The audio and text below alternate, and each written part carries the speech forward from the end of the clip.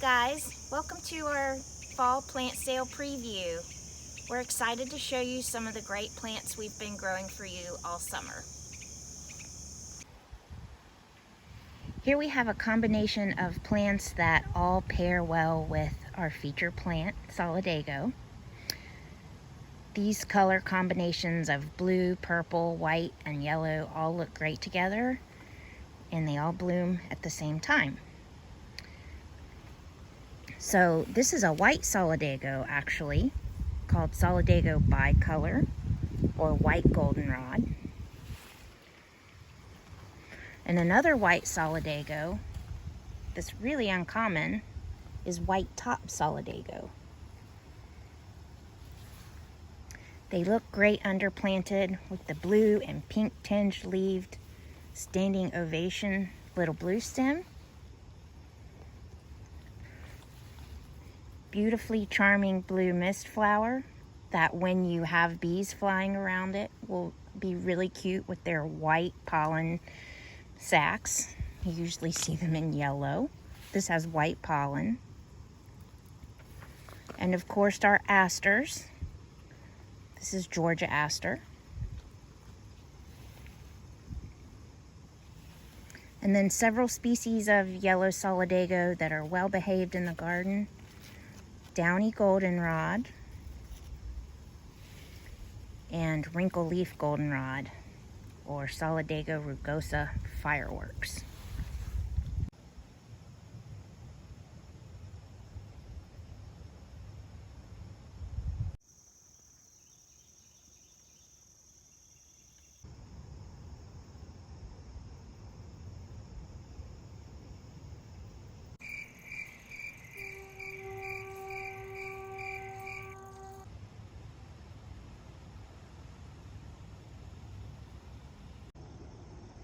Another great fall bloomer that looks great with all our blues and purples of the season is Maryland golden aster. She's kind of like a prettier version of the dandelion.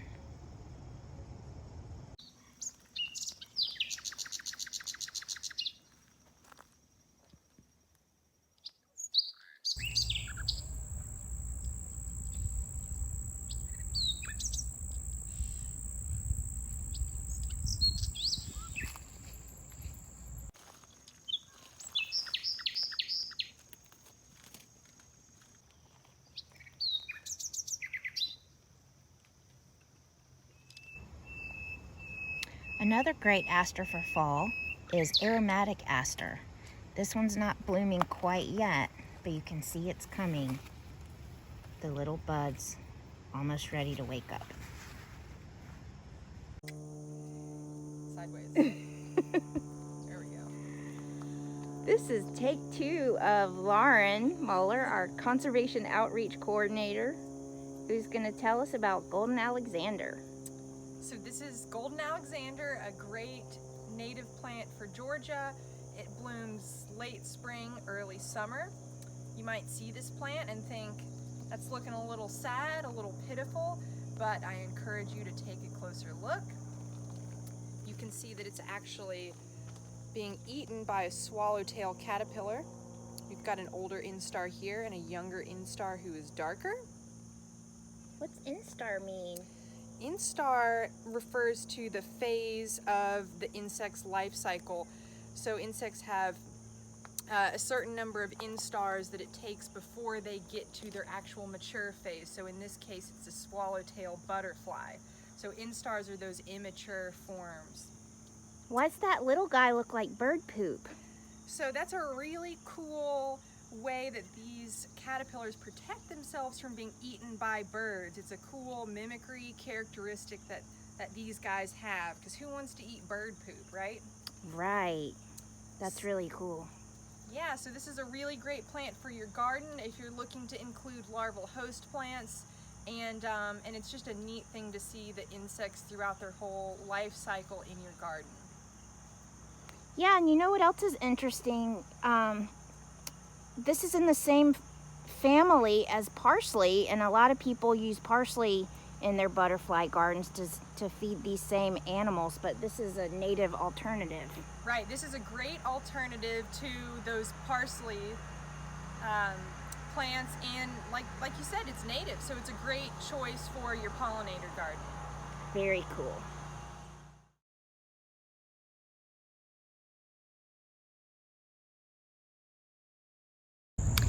This year's fall plant sale preview is less than ideal in this virtual format. We will really miss talking to all of you in person, but I did just think of one benefit, which is that I get to bring you into my home garden and show you a couple of my favorite plants that bring me joy. So I get to show you one of my favorite plants in my yard, and this is actually two vines growing all over each other. There's the yellow cultivar of coral honeysuckle, and all tangled around it is the wild type that's just plain red natural coral honeysuckle. So a fun thing I wanted to show you on this plant is the little Elizabethan collar looking fused set of leaves at the end of most every stem. Just really charming. This is actually the mother plant of all the plants we're selling this year. I collected berries from her last fall, just like that. And we have lots of her babies to share.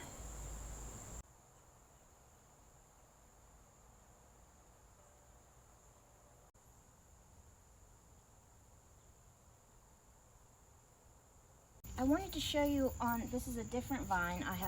It is one of my favorite plants, so I have it all over the place. This stem has been defoliated by a really beautiful clearwing moth caterpillar, and he's gone and pupated already, so I can't show you the caterpillar, but I'll show you a picture of one. And this is just a really cute example of native plants being hosts for butterflies and moths, their larvae, which is really important because that is the #1 food source for nestling birds.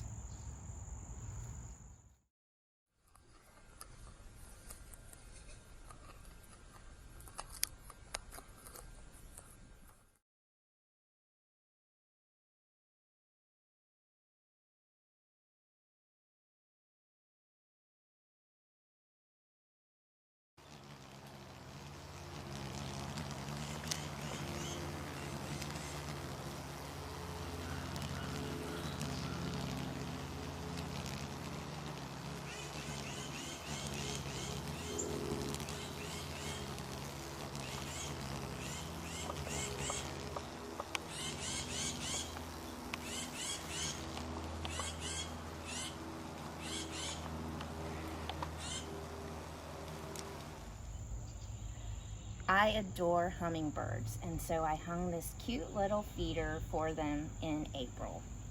Unfortunately, they only came and visited this thing about one time, but not to despair, because they come and visit the coral honeysuckle many, many times a day.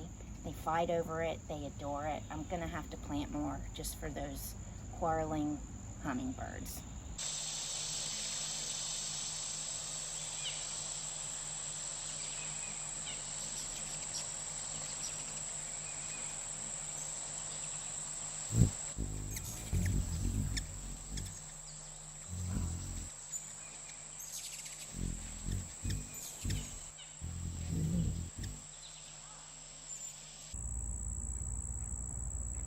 The second favorite plant blooming in my garden right now is this white top solidago.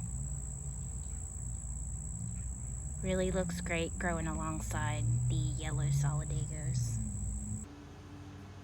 We're in the greenhouse now, where Lauren is going to share about some of her favorite plants.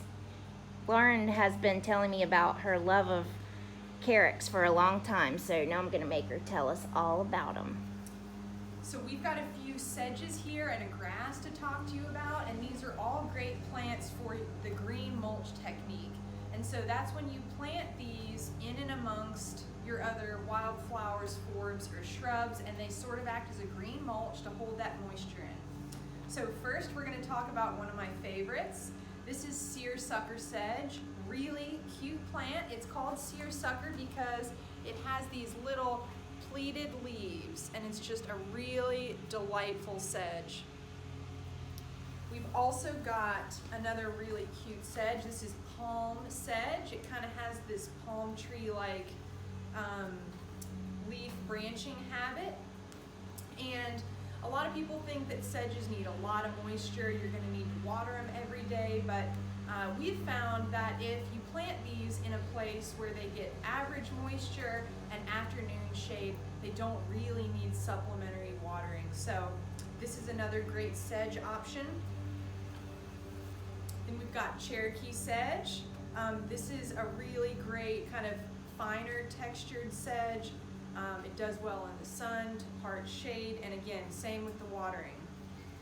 And I forgot to mention that these awesome seersucker sedges are priced at $3.50. They're priced low because we want to encourage you to buy multiple because they like to be planted en masse, especially for that green mulch effect.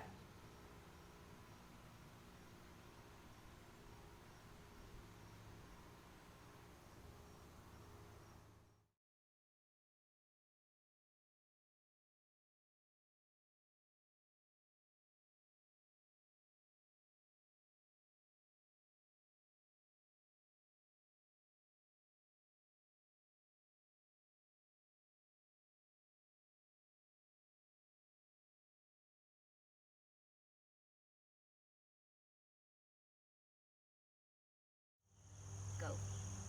What you got there, Heather? It actually is a little fragrant.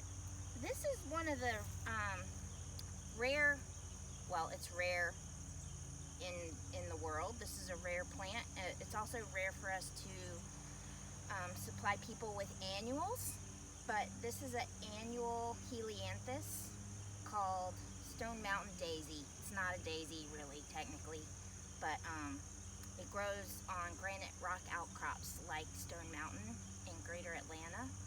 And I'm excited that we have a few seeds of these to share with our plant preview viewers. When you buy a plant from the plant sale, we have a list of your names and you'll get a little seed packet as a thank you for attending our preview.